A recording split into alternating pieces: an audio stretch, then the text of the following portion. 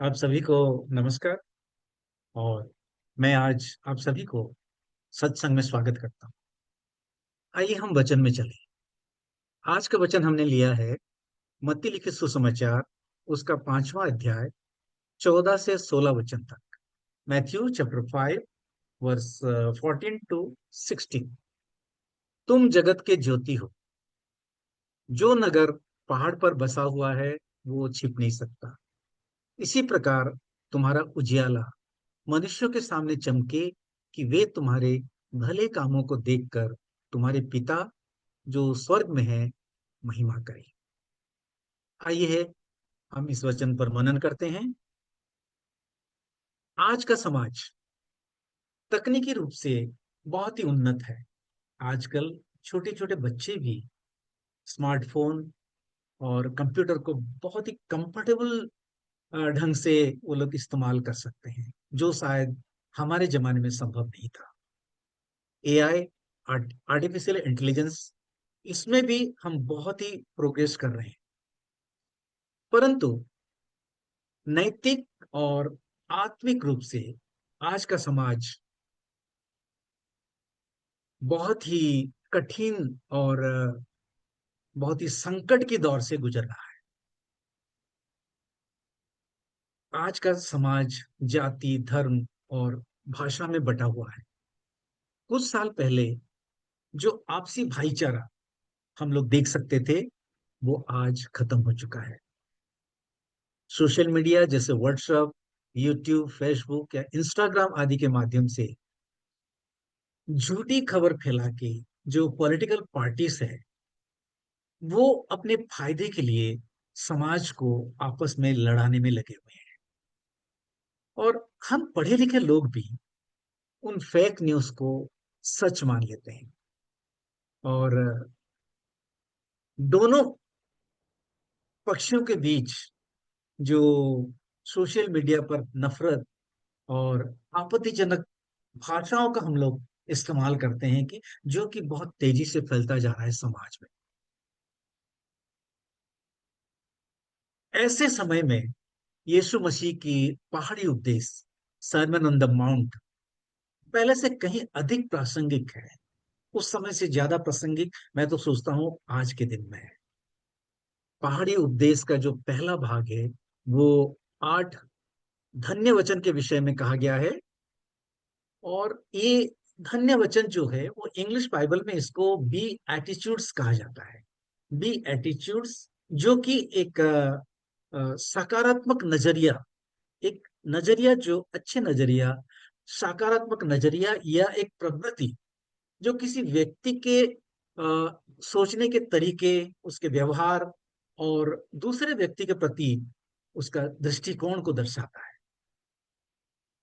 पहाड़ी उपदेश में यीशु मसीह ने लोगों को आत्मिक शिक्षा के साथ साथ नैतिक शिक्षा को भी अ, उतना उपयोगी बताया है। दोनों का इंपॉर्टेंस है। आप आत्मिक शिक्षा तो ले रहे हैं, लेकिन आपको नैतिक शिक्षा भी उतना ही जरूरी है।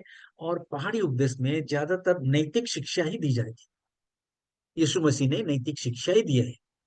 हमारा नैतिक जीवन कैसा होना चाहिए, हम अपने मोरल वैल्यूज या अपने नैतिक मूल्यों को कैसे बनाए रखना है, और हमारे जो फेलो, जो सह इंसान है, फेलो ह्यूमन बींग्स है, उनके प्रति हमारा व्यवहार कैसा होना चाहिए, ये हम पहाड़ी उपदेश में देख सकते हैं। अ, ये पहाड़ी उपदेश जो है, वो यीशु मसीह की या क्रिश्चियनिटी की बहुत ही इंपॉर्टेंट शिक्षा है। और आज हमने उस पहाड़ी उपदेश का आखिरी में जो पार्ट लिया है, वो तुम जगत के ज्योति हो, तुम जगत के ज्योति हो। इस विषय को हमने लिया है, जो पहाड़ी उपदेश का अंत का संदेश है, जो कि बहुत ही महत्वपूर्ण है। चलिए हम उसको देखते हैं। यीशु ने क्या कहा कि तुम जगत के ज्योति हो। यीशु ने कहा तुम जगत की ज्योति हो। इसका क्या मतलब है? आज समाज में झूठ, भ्रष्टाचार, रिश्वतखोरी, धोखाधड़ी और बेईमानी, ये आम बात हो गई है। कई लोग मानते हैं कि आज के युग में ईमानदारी से जीना बहुत ही कठिन है। कई लोग तो ये भी कहते हैं कि वो ईमानदारी से जो जीता है वो बेवकूफ है। और ऐसे समय में यीशु मसीह चाहते हैं कि हम हमेशा सच बोलें, चाहे कुछ भी हो जाए। हमें ईमानदारी से काम करना है और किसी भी प्रकार का लालच, रिश्वत, भ्रष्टाचार, ये सब से हमें दूर रहना है। क्योंकि हम जो यीशु मसीह के पीछे चलने वाले हैं, जो उनके अनुयायी हैं, जो उनके फॉलोअर्स हैं, वो जगत की ज्योति है। जैसे कि आज का समाज अधर्म और अनैतिकता के अंधकार में डूबा हुआ है, और यीशु कहते हैं कि हमें ज्योति बनकर उस अंधकार को हमें दूर करना है। यीशु चाहते हैं कि हम उनकी तरह बने और हम में उनका स्वभाव जो है वो दिखाई दे। फिर हम उनके सुसमाचार को दूसरों के पास पहुंचा सकते हैं और दूसरों के साथ शेयर कर सकते हैं। यीशु स्वयं कहते हैं, जो कि हम देखते हैं कि यूहन्ना लिखित सुसमाचार उसका 8वां अध्याय 12 वचन में कहते हैं कि मैं जगत की ज्योति हूं। जब हम मसीह को ग्रहण करते हैं, तब उनका प्रकाश हमारे भीतर रहने लगता है। जैसे कि आप जानते हैं कि चांद का स्वयं का प्रकाश नहीं होता है। चांद क्या करता है? सूर्य के प्रकाश से प्रकाशित होता है। उसी प्रकार एक विश्वासी का स्वयं का प्रकाश नहीं होता है। वो मसीह के प्रकाश में प्रकाशित होकर उस प्रकाश को संसार में फैलाता है। इसीलिए सबसे पहले हमें यीशु मसीह की उन प्रकाश को ग्रहण करना है। यदि मसीह हमारे भीतर है, तो उनका प्रकाश हमारे जीवन में अवश्य दिखाई देगा। यदि हम लोग देखें, हमारा व्यवहार, हमारा आचरण, हमारा चरित्र में क्या दूसरे को यीशु मसीह का स्वभाव दिखाई देता है? कोई बाहर वाला अगर हमारे स्वभाव को देखे, हमारे आचरण को देखे, हमारे चरित्र को देखे, तो क्या यीशु मसीह का जीवन हमें प्रतिबिंबित, रिफ्लेक्शन उनका हमारे जीवन में दिखाई देता है? ये हमारे लिए एक बहुत बड़ा सवाल है। खास करके हम विश्वासियों के लिए, जो हम कहते हैं कि हम लोग विश्वासी है और प्रभु यीशु मसीह के पीछे पीछे चलते हैं, उनके फॉलोअर्स हैं, उनके लिए ये बहुत जरूरी है कि क्या उनका रिफ्लेक्शन हमारे भीतर दिखाई देता है। तो फिर हम अ, अगर हमारे अंदर यीशु मसीह का प्रकाश दिखाई नहीं देता है, तो हम कैसे दूसरे को ज्योति दिखा सकते हैं? एक अंधा दूसरे अंधे को कैसे रास्ता दिखा सकता है? यूहन्ना लिखे सुसमाचार उसका 8वां अध्याय और 12 वचन में यीशु मसीह कहते हैं कि जो मेरे पीछे हो लेगा वो अंधकार में ना रहेगा। जो मेरे पीछे हो लेगा वो अंधकार में ना रहेगा, परंतु जीवन की ज्योति को पाएगा। अगर हम यीशु मसीह के सच्चे अनुयायी है या फॉलोअर्स है, तो हम जगत के ज्योति हैं। और हमारे प्रकाश से, हमारे व्यवहार से, हमारे आचरण से जगत का अंधकार दूर हो सकता है। हम भी पहले अंधकार में थे, पर जब हमने यीशु मसीह का प्रकाश को पाया है, जब हमने यीशु मसीह को ग्रहण किया है, तो हमारा अंधकार दूर हुआ और हम ज्योति के संतान कहलाए। जैसे कि वचन कहता है इफिसियों की पत्री 8वां अध्याय 5वां अध्याय उसका 8 और 9 वचन में, तुम पहले अंधकार में थे, परंतु अब यीशु में ज्योति हो। ज्योति के संतान के समान चलो। देखते हैं आजकल के ये डिजिटल युग है। ये जो डिजिटल युग जो चल रहा है हमारा, जो कि हमारा हर चीज डिजिटल हो चुका है, उसमें आज करोड़ों लोग जो सोशल मीडिया से प्रभावित होते हैं, सोशल मीडिया से सब लोग प्रभावित है। ये देखिए, सारे लोग।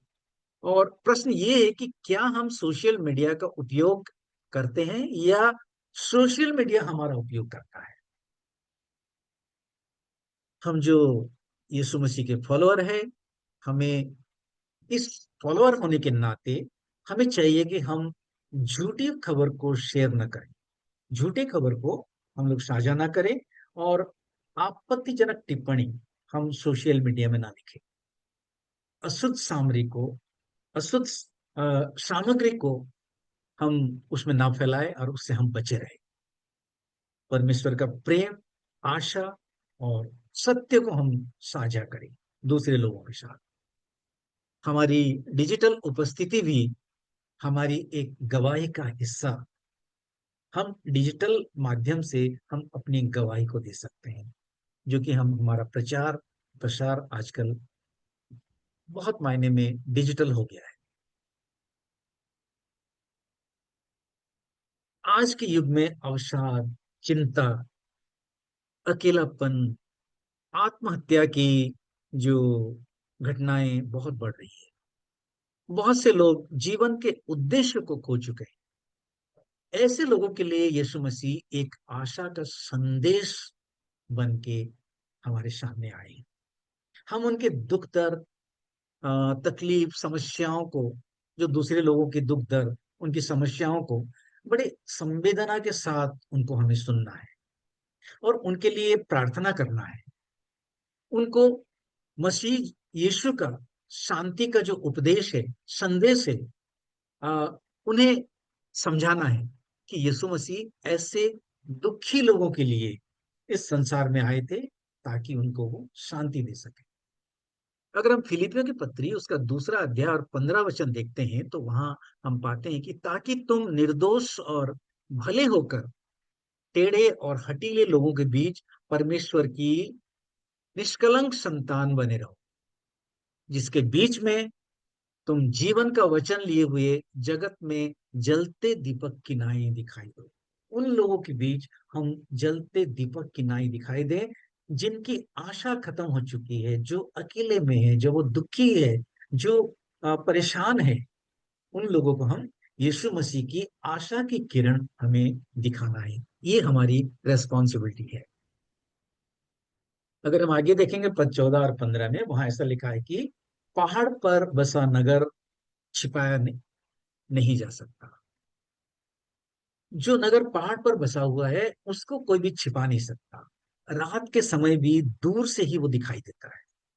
कहीं दूर से भी हम जो पहाड़ के ऊपर जो नगर बसा है उसको हम देख सकते हैं। ये रूपक है। प्रभु यीशु मसीह ने रूपक के माध्यम से बहुत सारी चीज समझाएंगे। जैसे तुम जगत के नमक हो, वो एक रूपक है। तुम जगत के ज्योति हो, वो एक रूपक है। और वैसे ही पहाड़ पे बसा नगर जो छिपाया नहीं जा सकता, वो दूर से भी दिख सकता है। वैसे ही दीपक जो है, कोई दीपक को जलाकर टोकरी के नीचे नहीं रख सकता, उसे ऊंचे स्थान पर रखा जाता है, क्योंकि सबको उसकी प्रकाश मिले। दीपक हम छुपा के नहीं रखते हैं, तो ताकि उस दीपक से हम अंधियारे को दूर कर सकें। अगर हम दीपक को छुपा के रखेंगे तो अंधियारा कैसे दूर होगा? ठीक वैसा ही हम जगत के ज्योति है, हम इस ज्योति को हमें छिपाना नहीं है। यीशु कहते हैं कि ज्योति छिपाने के लिए नहीं है, पर हम अपने डर से, अपने जो पाप से हमने समझौता कर लिया है, और हम गवाही देने के लिए भी डरते हैं और एक दोहरा जीवन जीते हैं। रविवार को तो हम मसीह बनकर आते हैं, पर सोमवार से शनिवार तक हम सांसारिक जीवन जीते हैं। इसीलिए हम यीशु मसीह का जो ज्योति है, प्रकाश है, हम उसको छुपाते हैं। रोमियो की पत्री 1:16 में पौलुस कहते हैं कि मैं सुसमाचार से नहीं लज्जाता। वैसे ही हमको परमेश्वर के वचन को, परमेश्वर के सुसमाचार को हमें छिपाना नहीं है, हम उसे लज्जा नहीं करना है, हम उसको फैलाना है। आज बहुत से विश्वासी चर्च में तो प्रकाश है, लेकिन चर्च के बाहर वे पूरी तरह से संचारित है। मसीह सम्मेलन में, प्रार्थना सभाओं में तो हम अच्छे हैं, पर अपनी कार्य में हम उस अच्छेपन को प्रकाशित नहीं कर पाते। मंच में तो हम अच्छे हैं, बहुत अच्छे संदेश देते हैं, भाषण देते हैं, परंतु अपने कार्य क्षेत्र में, अपने ऑफिस में, अपने व्यवसाय में हम ईमानदारी नहीं बरतते। और आज के मसीही सिर्फ अपने लिए ही जीता है, और वो चाहता है कि अ, उद्धार केवल उसी को मिले। और हम जो है ना, दूसरे का उद्धार के लिए हम बहुत कम कोशिश करते हैं। हमें उद्धार मिल जा रहा है तो हम खुश है, दूसरे के बारे में हम चिंता नहीं करते। परंतु कोई कोई कहता है कि हम बहुत सारे आत्माओं को आ, जीते हैं। परंतु मुझे उनसे कहना है कि पहली बात तो यह है कि आपने आत्माओं को नहीं जीता है, आपने दूसरों को अपने धर्म में धर्मांतरित किया है, धर्मांतरण किया है, जो कि यीशु मसीह नहीं चाहते। जैसा आप मत्ती लिखित सुसमाचार उसका 23 अध्याय 15 वचन में देख सकते हैं, उन्होंने इसका घोर विरोध किया है। तुम जल और स्थल में जाते हो और दूसरे को अपने मत में लाते हो, परंतु अपने मत में आने के बाद उसको और ज्यादा नारकीय बना देते हो। तो वो नहीं चाहते हैं कि आप क्या है कि अपनी जो संख्या बढ़ाने के लिए दूसरे को आप धर्मांतरित करें। आप उनका हृदय को परिवर्तन करें, आप उनको एक नया जन्म दें। दूसरी बात है कि पहले वे अपनी आत्मा के बारे निश्चिंत हो जाए कि वो उद्धार पा चुके हैं, कहीं न्याय का दिन उनको यीशु मसीह पहचाने से इनकार ना कर दे। तो पहले अपने आप को देखना है कि हम हमारा उद्धार हो चुका है नहीं, तब हम जाएंगे कि दूसरे को आत्माओं को जीतने के लिए। हम एक विश्वासी होने के नाते, परंतु हमारे प्रकाश को दूसरों के दूसरों को प्रकाशित करना है जो अंधकार में है। और वो कैसे? वो अपने व्यवहार से, अपने चरित्र से और अपने भले कार्य से। यदि कोई व्यक्ति चर्च में पवित्र दिखाई दे, लेकिन घर में, व्यापार में और अपने कार्यस्थल में बेईमान हो, तो उसकी गवाही बहुत कमजोर हो जाता है। याद रखें कि यीशु मसीह आ, ये नहीं कहा कि तुम चर्च की ज्योति हो, बल्कि कहा है तुम जगत की ज्योति हो। तो तुम चर्च से बाहर आने के बाद भी तुम अपना प्रकाश को फैलाओ। इसका अर्थ है प्रकाश समाज में, परिवार में, कार्यस्थल में, विद्यालय में, बाजार में, डिजिटल दुनिया में, हर स्थान पर दिखाई देना चाहिए। हमारे यीशु ने आगे 16 पद में कहा है कि हमारा प्रकाश अच्छे कार्यों में दिखाई देता है। यीशु कहते हैं तुम्हारा उजियाला मनुष्य के सामने चमके, कि तुम्हारे भले कामों को देखकर, ध्यान दीजिए उन्होंने कहा कि तुम्हारे अ, जीवन चमके, तुम्हारे भले कार्य चमके, ना कि तुम्हारा सब चमके। हम लोग क्या है कि बहुत अपने शब्दों में ही बहुत चमक ला देते हैं, पर एक कार्य में हमारा चमक नहीं रहती है। हमारे भले कार्य अपने जीवन में दिखाई भी देना चाहिए। हम हमेशा आत्मिक और विश्वास की बड़ी बड़ी बातें करते हैं, परंतु भले कार्य करना जो बाइबल में बार बार दोहराता है, उसको हम भूल जाते हैं।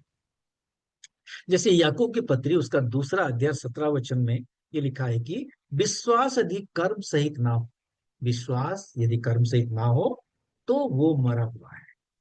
लोग पहले हमारे जीवन को पढ़ते हैं, फिर हमारी बाइबल को पढ़ते हैं। पहले एक नॉन क्रिश्चियन जो है ना, एक मसीह के जीवन को देखता है, वो कैसा जीवन जीता है, उसके बाद वो बाइबल को पढ़ता है। अगर अपना जीवन ही सही नहीं है, तो आप जितने लाख कोशिश करें, वो आपके मत में नहीं आएगा।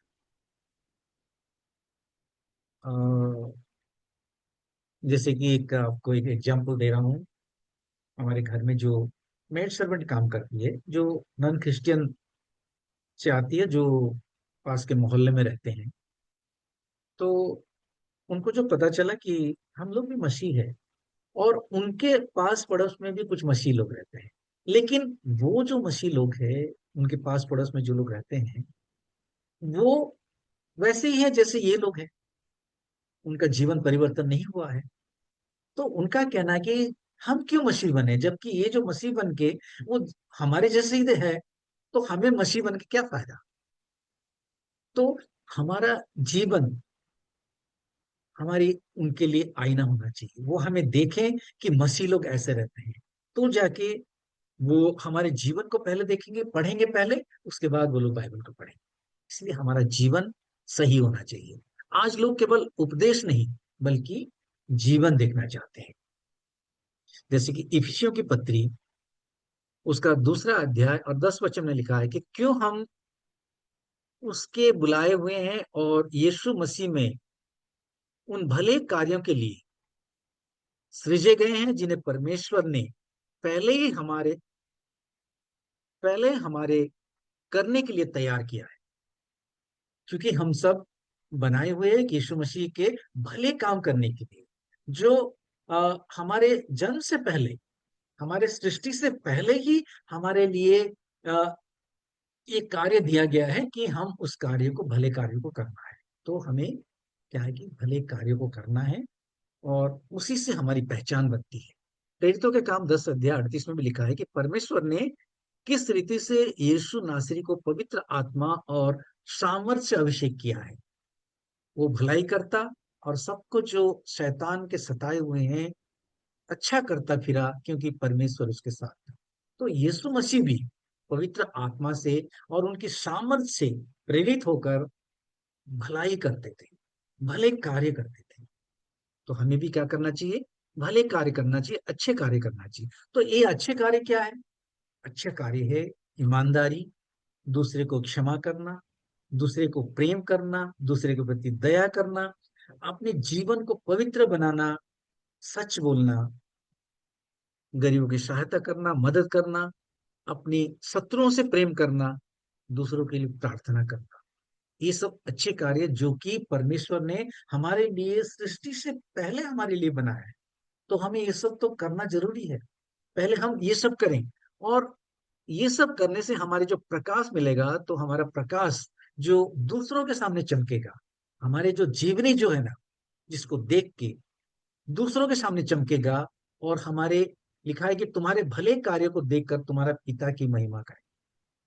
अगर हम अच्छे कार्य करेंगे और हमसे प्रभावित होंगे दूसरे लोग, तो वो कहेंगे कि हमारे पिता परमेश्वर की महिमा होगी।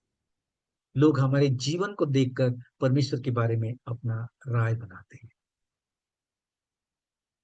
एक मसीह परीक्षा में नकल नहीं करना चाहिए, नहीं करता, कार्यालय में ईमानदारी रखता है, और कर्मचारियों के साथ न्याय करता है, समय का सम्मान करता है, अपने कार्य को परमेश्वर की सेवा समझकर करता है। इस प्रकार वो बिना अधिक बोले भी मसीह की गवाही देता है। क्या आज हमारा ये गवाही है कि हमें अपने आप को आत्मचिंतन करना है। आज समाज की जो शुरुआत है वो परिवार से होता है, परिवार से ही समाज बनता है।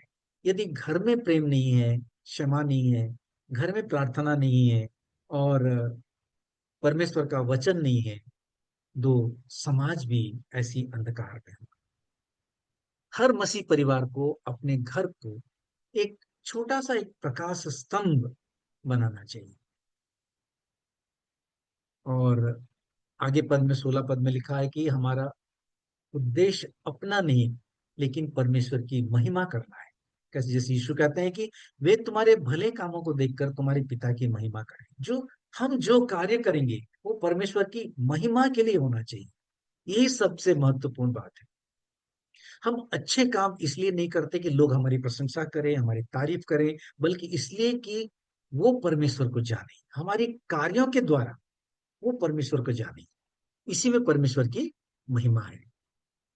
और आज संसार में कई लोग प्रसिद्ध होना चाहते हैं, लेकिन यीशु कहते हैं कि तुम्हारा उद्देश्य जो है प्रसिद्ध होना नहीं है, परमेश्वर को प्रसिद्ध करना है। अपने आप को महान नहीं बनाना है, हमें अपने आप को महान नहीं बनाना है, हमें परमेश्वर को महान बनाना है। ये हमारा जीवन का लक्ष्य या उद्देश्य होना चाहिए। जैसे कि 1 कुरिन्थियों 10वां अध्याय और 31 वचन में कहते हैं कि जो कुछ करो सब परमेश्वर की महिमा के लिए करो। प्रकाश केवल शब्दों में नहीं होना चाहिए, वो हमारे कर्मों में भी दिखना चाहिए। आज के कलीसिया और आज के विश्वासी गरीब की सहायता, गरीब लोगों का सेवा, शिक्षा में उनकी सहायता, आपदा में उनकी सहायता, अनाथों और विधवाओं की देखभाल और समाज के कमजोर वर्गों के साथ खड़े होकर मसीह की प्रेम को व्यवहारिक रूप से दिखाना चाहिए।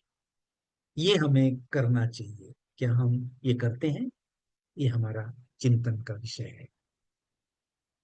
बहुत लोग कहते हैं कि समाज खराब है, लोग बदलते नहीं हैं, देश में भ्रष्टाचार है, बच्चे बिगड़ गए हैं। लेकिन यीशु ने कभी नहीं कहा कि अंधकार की शिकायत करो। उन्होंने कहा कि ज्योति बनो और उस अंधकार को दूर करो।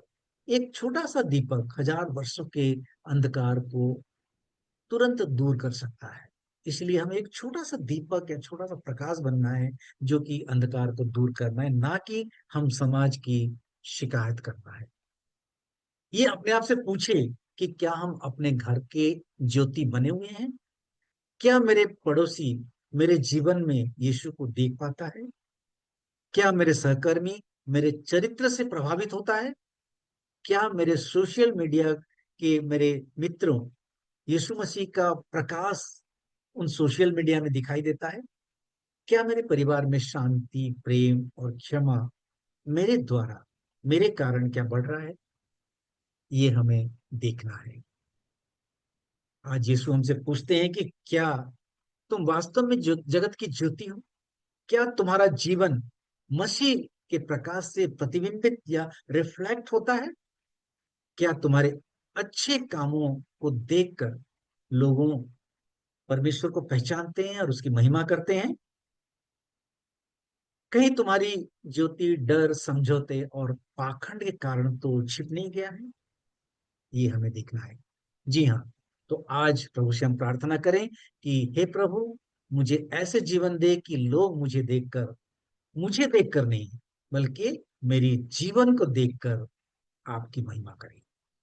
आज की दुनिया को अधिक बहस करने वाले मसीहों की जरूरत नहीं, बल्कि प्रकाश फैलाने वाले मसीहों की आवश्यकता है। जहां कहीं झूठ ना हो, जहां सत्य हो, जहां कहीं घृणा ना हो, प्रेम हो, जहां कोई भ्रष्टाचार ना हो, ईमानदारी हो, जहां अंधकार ना हो, वहां मसीह की प्रकाश हो। और हम ऐसे प्रकाश हमें बनना है। और हमें ये अपने आप से पूछना है कि क्या मेरे परिवार में लोग मुझसे मसीह का प्रकाश देखते हैं? क्या मेरे कार्यालय में, मेरे विद्यालय में, मेरे ऑफिस में मेरी ईमानदारी मेरी पहचान है? क्या मेरे सोशल मीडिया में यीशु का मैं प्रतिनिधित्व करता हूँ? क्या मेरे पड़ोसी मेरे जीवन से परमेश्वर का प्रेम को अनुभव करते हैं? यदि आज लोग मेरा जीवन को देखें, तो क्या वे मेरी प्रशंसा करेंगे या परमेश्वर की महिमा करेंगे? आइए, इन वचनों से परमेश्वर आपको बहुत बहुत आशीष दे। आइए हम प्रार्थना में जाएं। हमारे प्रेमी पिता परमेश्वर, आपको धन्यवाद देते हैं पिता, आज के इस वचन के लिए। आपने कहा है पिता कि तुम जगत की ज्योति हो। प्रभु, हमें अनुग्रह करे कि हम जगत के ज्योति बने। हम अपनी व्यवहार से, अपने आचार व्यवहार से, अपने चरित्र से हम आपको प्रतिबिंबित करें, ताकि हम जगत को जो अंधकार में है उसको ज्योति दिखा पाए, और जो अंधियारा है उसको दूर कर पाए, और लोग हमें देखकर आपकी महिमा कर पाए। हमें ऐसा बनाए पिता कि हम अपनी गवाही के द्वारा, अपनी प्रार्थनाओं के द्वारा लोगों के अंधकार को दूर करने में सहायता कर पाए। सारी महिमा आदर हम आपको देते हैं, हमारे उद्धारकर्ता यीशु मसीह के नाम से। आपने इस निवेदन को सुना, इसलिए आपको धन्यवाद देते हैं। आमीन। आप सभी को जय मसीह की। आपसे निवेदन है, अगर आपको संदेश अच्छा लगा और दूसरों के सुनने लायक है, तो आप कृपया इस संदेश को जरूर शेयर करें, अपने व्हाट्सएप के माध्यम से या अपने फेसबुक के माध्यम से या अपने यूट्यूब के माध्यम से इसको शेयर करें, और ज्यादा से ज्यादा लोगों तक इस वचन को पहुंचाएं। सभी को जय मसीह की। आप सभी को परमेश्वर आशीष दे।